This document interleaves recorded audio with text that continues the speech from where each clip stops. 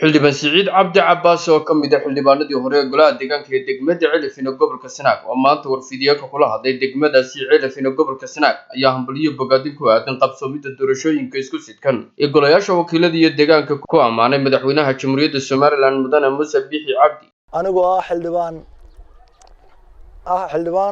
golaha deegaanka ka tirsan degmada Celifin Siciid Cabdi Cabbaas ahna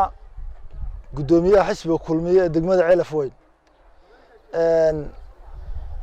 ilaahay waa mahadle marka hore ilaahay waan mahadnaqayaa marka xigtana halkan hambalyo iyo bogaadin waxaan uga soo jeedinayaa madaxweynaha Jamhuuriyadda Soomaaliland Muuse Biixi Cabdi runtii maanta farxadayda lama koobi karo waxa ka muuqda wadankeena ka dhacay wax hawl yar ma runtii wax lagu faano weeye doorashada maanta dhacday xukuumadda Soomaaliland hirgelisay ee uu hoggaanka ka yahay Muuse Biixi Cabdi maanta waxay ku dhacday daraf ilaa daraf nabadgelyo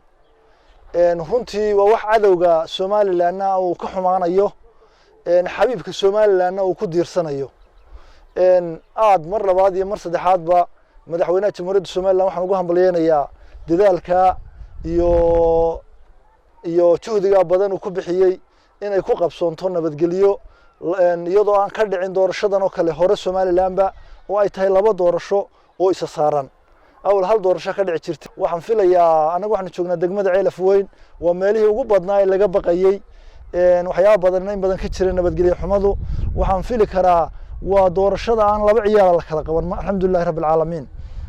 waa doorashada ciidankii qaranku ku seexdeen markay arkeen shacabkoodu sida wanaagsan iyo sida tartiibta leh ugu ordayeen ta xigta waxaan bayaaminayaa maanta oo halkan uga cadeynaya shacabka reer Soomaaliland waxa la nin baa yidhi wargeel ku nin buu arkay geel si fiican ugu heesay marka soo yidhi warni anaga leheen geel fara badan waa ku heesi garan weynay runtii maanta haddaynu ku faanayno waxaynu haysanaa madaxweyne dhaba madaxweyne ka la mid ah muu soo marin wadanka maanta waxaynu ognahay anigu waxaan xisbiga kulmiye waxaan naga sharaxnaa intaas oo maxaa la yiraahdaa labada gole ahaa runtii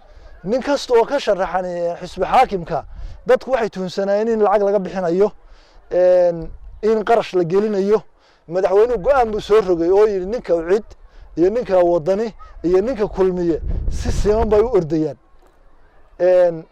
si siman bay u tartamayaan wax adduunyo oo lagu taageerayaan jeebkiisa ahayn ma jirto maanta waxaan maqlayaa TV-ga qaranka waxa la sheegay oo lagu amray inuu saddexda xisbi qaran si siman uga soo daayo TV-ga maadaama ay wada leeyihiin waxaan leeyahay shacabka reer Soomaaliland horta taa hoos u eega arrinku soo dhacay eega waxaan maqlayaa maanta aqlabiyadii waxa qaatay xisbiyada mucaaradka niman tartan bayna kula jirin baa idinku tartan la gasheen Muuse Biixi tartan in kulama jirine wuxuu tartan kula jiray sidee uu darmuqaadiyada iyo sinaanta iyo midnimada reer Soomaaliland ay mid u noqotaa waxaan fahmayaa maanta aan maqlayay kulamo laga qabtay Hargeysa xisbiyadii baa hordhac sameeyay aqlabiyada annaga leh warta niman iniima jeedin runtii qasnadii dawladda la xidhay waad ogtiin dhaqaalihii ma waxay yiraahdeen waxba la xidhay oo adeer hadii meeshii asal uu wax ku bixinaya waad ogtiin bangiyadeenii maanta lacagta buuxda waad ogtiin doolarkii ciir jiray maanta meel buu iska fadhiyaa waad ogtiin maanta Puntland oo inagu dhawey shaaha waxa lagu cabaa doolar qofka reer Soomaaliland oo nidaamkeena iyo wanaageena iyo kala dambeynteena waa wax loo mahadnaqo laguna faani karo madaxweynaheenuna uu ku calaamadsan yahay Muuse Biixi Cabdi runtii waxaan leeyahay dadka sii daaya xisbiyada mucaaradka nin waliba codku doono bixinaya ninkii ilaahay u calfay baa maayar noqonaya ninkii ilaahay u calfay baa gole baarlamaan noqonaya laakiin yaan laga dhigin qabyaalad waxay ka bilaabantaa laba kulmay ka daaya laba kulmay oo haynagu celinina qabyaalad waad aragtaan maanta Batuun waxa looga codeeyay Hargeysa oo dhan ina moogana waxa looga codeeyay Hargeysa oo dhan haddii la yiraahdo mooga maanta ciidagala doortay waxa la sheegayaa inaan ciidagala 6 kun codsiin reer Hargeysa oo dhan baa doortay wax lagu faano weeye marka waxa la xisbiyada qaranka ha ku celinina qabyaaladii hore inuga mareeyay waxba la iskaashaday iyo laba xisbi isu tagay iyo waa qabyaaladu meelaha ka alkumato weeye ka daayo haddii xisbiga uu cid waxayo halay u cid baa aqlabada yeeshay wadani baa aqlabada yeeshay kulmiya yeeshay inagoo saddex xisbiya oo siman aan tartano waxaan joogaa degmo ka mid ah degmooyinka Ceelaf Weyn waxaanu nahay dadka qaranka ugu baahida badan waxaana aafeeyay colaado iyo dhibaatooyin waxaan leeyahay war annaga u baahan qaranka war dhibaatooyin badan baanu qabnaa war ka daaya arrinka ha laga daayo oo ha lagu soo celiyo saddex xisbi qaran oo tartamaya sida Muuse Bixi uu go'aansaday inay tartamaan oo ay u sinaadaan xukuumad haday tahay labada saddexda xildhibaan ee ka tartamaya u cid iyo wadan iyo kulmiye saddex nin oo siman baa nin walba qarashka jeebkiisu kala baxay cid caawinaysa ma jirto lagumana tartamin aad aqlabiyada yeelatid waa dareemi kartaa shacabka reer Soomaaliland